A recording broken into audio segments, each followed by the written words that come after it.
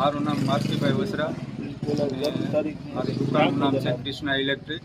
હું અહીં 15 વર્ષથી ધંધો કરું છું.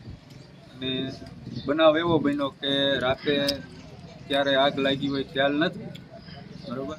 પણ મને 5 વાગે મારા મિત્રનો ફોન આવ્યો કે ભાઈ તારી દુકાનમાં આગ લાગેલી છે સૈદીભાઈનો. તો અમે તાત્કાલિક બધા અહીંયા આવ્યા.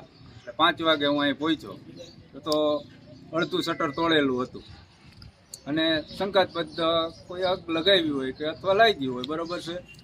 એટલે પછી અમે લોકો અહીંયા બધી વ્યવસ્થા કરવા માંડ્યા. ફાયર બ્રિગેડવાળાને ફોન કર્યો તો એ લોકોએ ફોન ન ઉપાડ્યો. એ લોકો છે 7 વાગે આવ્યા, 5 વાગ્યાની વાત હતી, બરાબર. એટલે અમને કોઈ સુવિધા ના મળી. પછી અમે પાણીના ટાંકા મગાવ્યા, બાજુમાંથી પ્રેશર પંપ લઈને જે અમારાથી મહેનત બની એ કરી અને ઓઈલવું.